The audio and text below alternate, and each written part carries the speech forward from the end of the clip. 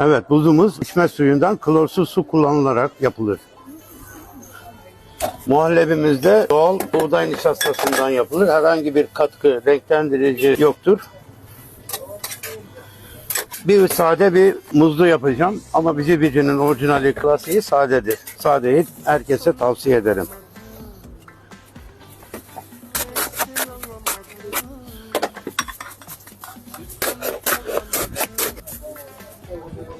Isparta'dan gelen gül suyudur. Tarladan buraya. Şerbetimiz orijinal şeker pancarı şekeri kullanılarak yapılır. Herkesi bici bici yemeye bekleriz.